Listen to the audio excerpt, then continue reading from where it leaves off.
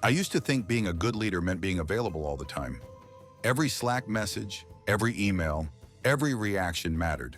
The more I responded, the more committed I felt. But the truth hit me hard. Constant responsiveness isn't strength, it's subtle surrender. One leadership study found that executives who overvalue responsiveness over reflection lose clarity in decision-making, quietly costing their teams millions. I realized I was living that cost every single day. Last Monday, I stayed up until midnight answering emails I didn't need to. By Wednesday, I had attended 3 unnecessary meetings and constantly interrupted my own work to smooth team conflicts. By Thursday, I realized I had spent the entire week reacting, not leading. I was exhausted, stressed, and frustrated, and yet I kept doing it because I thought constant engagement was maturity, dedication, leadership. That's when I discovered something Stoic leaders have known for centuries. True authority comes from presence, not availability, from control, not compliance. What I experienced is something psychologists call social friction. Every interaction, request, and expectation chipped away at my time and attention. By being always on, I was giving away influence and clarity. I read a study showing that leaders who intentionally reduce non-essential communication and control their availability report 25% higher productivity and 30% lower stress within just 2 weeks. Stoicism frames this perfectly. Control what is yours, accept what is not. I realized my power wasn't in doing more. It was in choosing when and how to show up. Once I understood this, I could begin to reclaim my time, my energy, and my authority. Here are the 5 habits I implemented that week. Each one is simple but transformative.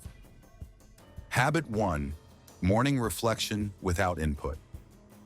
I used to start my day in reaction mode. By the time I opened email or Slack, I was already behind, chasing everyone else's priorities. I began dedicating 60 minutes every morning to reflection before email, Slack, or even coffee. I sat with my notebook, reviewing priorities and clarifying what mattered. No interruptions, no opinions from others, just my own thinking. The difference was immediate. I noticed projects I had previously rushed through or allowed to be derailed by others. For the first time in months, my decisions felt intentional. Study insight. Leaders who start their day in silent reflection are 40% more likely to follow through on priorities. University of California study. By carving out this quiet time, I was able to approach the day from a position of clarity, not reaction. I began to realize how much of my stress was self-imposed, a result of never stepping back to set my own direction. Habit number 2 flips your yes habit, the one costing you hours weekly. Let's go. Habit 2, daily boundary audit. I said yes too often. Every request felt urgent. Every invitation required attendance. Every problem demanded my intervention. I hadn't realized how much of my time was being siphoned by habitual agreement. Every day I listed every time I had agreed to something. I asked myself, was this essential? Did it require my presence? Many yeses were habitual, not necessary. I started saying no, politely, firmly. The energy I reclaimed allowed me to focus on work that mattered. Requests that previously felt urgent suddenly felt negotiable. Example, declining one ad hoc meeting saved me an hour, which I spent solving a problem no one else had noticed. That hour wasn't just time, it was clarity, foresight, and the ability to act intentionally rather than reactively. Study insight. Leaders managing their availability consistently experience better decision-making and reduced emotional fatigue. By auditing my boundaries, I realized that leadership isn't about being everywhere at once. It's about being in the right place at the right time, fully present. Habit 3, intentional response control. I reacted to everything immediately. Emails, Slack messages, questions from my team. My calendar dictated my life, and I was powerless to its chaos. I stopped responding to non-critical messages in real time. Instead, I batched communication twice daily. This simple act shifted how my team interacted. They became more deliberate, more focused. I regained the rhythm of my day instead of letting others dictate it. Visualize a calm inbox instead of constant notifications. That's the control you gain. The sense of autonomy is subtle but profoundly freeing. Study insight. Harvard Business Review research shows that delayed responses reduce stress and signal authority without confrontation. Once I controlled how and when I responded, I noticed a change in how my team approached me. They paused, prioritized, and thought twice before flooding my attention with minor issues.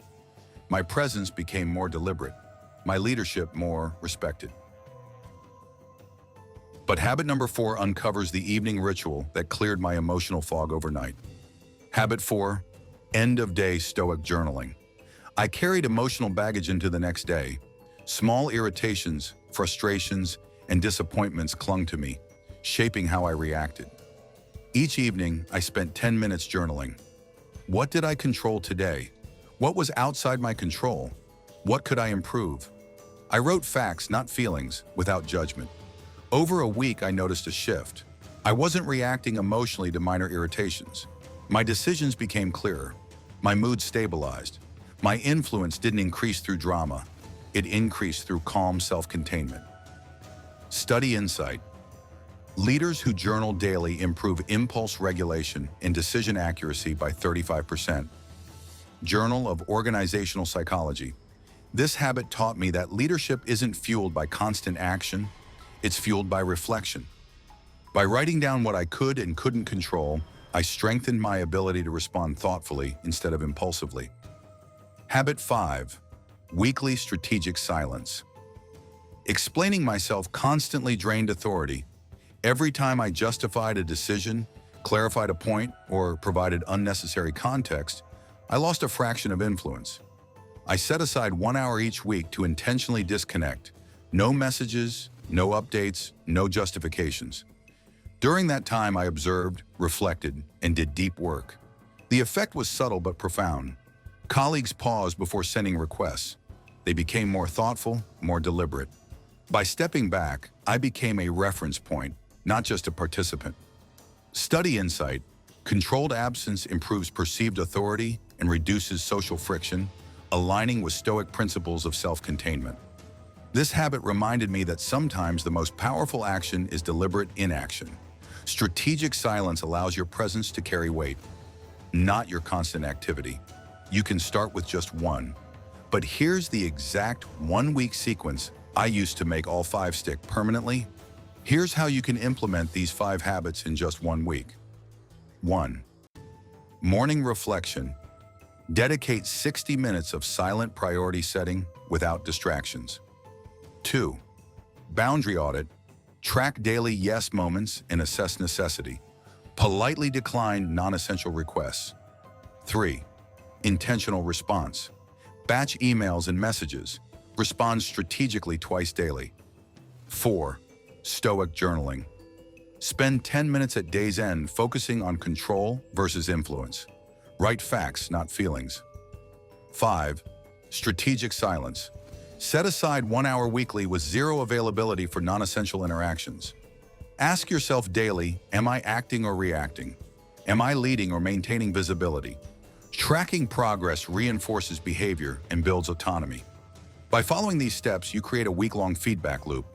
Each habit supports the others. Reflection strengthens boundaries. Boundaries enable intentional response, and response control makes journaling more effective. Strategic silence then amplifies all of it. Emotional resolution. By the end of that week, I noticed a transformation. My days felt calmer, decisions sharper. Energy was no longer lost in constant response. Influence returned subtly. My presence carried weight without effort. I realized Stoic wisdom wasn't abstract philosophy. It was practical leadership. Control your availability, contain emotion, act with deliberate intention. True power emerges quietly when you stop reacting to everything. Leadership isn't about being omnipresent. It's about being intentionally present.